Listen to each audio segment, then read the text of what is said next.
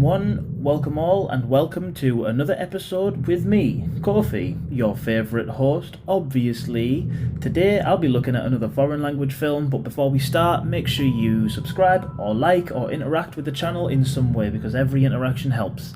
This is going to be my take on Pan's Labyrinth, the 2006 Spanish-Mexican dark fantasy movie directed by Guillermo del Toro, the genius that also directed Hellboy, Shape of Water, and plenty of other amazing films you can see online. The film is set in the 1940s after the Civil War, and we're introduced to a fairy tale about a princess who escapes from the underworld, who gets blinded by sun and her memory erased. Lost forever, they wait for her return. A young girl, Ophelia, is introduced, and spoiler alert, she is the missing princess. On her travels, she finds a rock on the floor, then sees a totem which she places the rock in, releasing a bug or some sort of animal that follows her. Meanwhile, her pregnant mother is taking Ophelia to meet her new stepfather, the ruthless, non-forgiving Captain Vidal.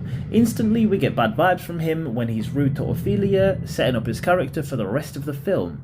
The bug makes an appearance in Ophelia's bedroom, and she shows it a picture of a fairy from a book, which it transforms into, and attracts her to the Labyrinth, where she meets a faun, who is equally as scary as he is mesmerising. The faun, shocked to see Ophelia, explains that she is the lost princess from the stories, but she has to complete some tasks before reaching her full potential, handing her a book that she's only allowed to read while alone, and that will show her the tasks she's got to complete.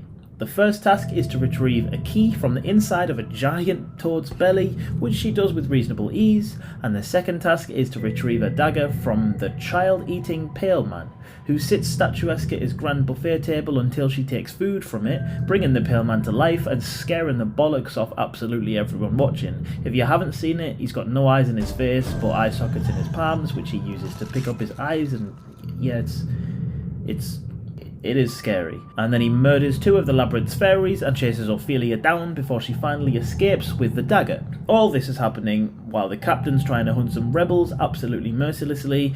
He thinks that anyone who shows a sign of weakness deserves to die, murdering a father and son for absolutely nothing really, before finding out that they were telling the truth solely to show how ruthless he is. Also, Ophelia's mother is sick during pregnancy, and she unfortunately passes, leaving the baby brother in the care of his horrendous dad, Vidal, and we switch back and forth between each storyline in the film. Ophelia eventually steals her little brother to keep him safe, bringing him to the centre of the labyrinth, where the faun gives her a third task. And the final task is actually a choice. It's leave your brother in the care of your stepdad, or let me sacrifice him. Ophelia chooses neither and decides to sacrifice herself, getting shot in the chest by Vidal, and she dies. But she does wake up in another world, fully healed, and finds her mother and father sat on two thrones with a spare available for her. She is eventually reunited with her family, and we find out that she rules the underworld for centuries to come. Throughout the film, we see Ophelia has a hugely wild imagination, which we do see early on when she reads a book to her unborn brother, leading us to be unsure whether the fantasies in the film are real or just a figment of her imagination. That view can be taken quite easily, as we see large similarities in a few of the characters. Vidal throws a huge feast just to discuss food vouchers, deciding to cut supplies, all while having food to spare. The pale man has a huge spread, and he only wakes up when Ophelia takes some food off his table. Ophelia's mother sees Vidal as a means to help them live better, and Vidal invites them in, but turns cold and nasty, and that's similar to the faun, who is seen to invite Ophelia into the underworld to get whatever she wants, but eventually turning cold and asking her to sacrifice her brother. The film shows the fantasy worlds really quite similar to the real one, showing both sides of the good and bad. Guillermo has mentioned that this film plays on authority and disobedience. We can easily see that from Vidal being the authority figure, and the disobedient ones are Ophelia, Mercedes, the maid, and the mother. Ophelia sneaks off into the woods and finds the labyrinth, but only through disobedience. The film's theme does show that we should question authority and not blindly follow, especially when we feel morally obliged to do the right thing. We can see Guillermo himself is disobedient as well, not following the typical fantasy movie tropes and including non-child friendly violence, and really telling what he believes to be a more truthful story is what made this film do so well. well, earning $84 million on the box office from a $19 million budget, of which Guillermo took zero salary and instead used it to further the film's production. I like how the shots show that the fantasy world and the real world are connected merely by using a simple thing like a tree to hide the fantasy world. Single shots are always used through the transitions between the worlds, so you can tell that they are really well connected.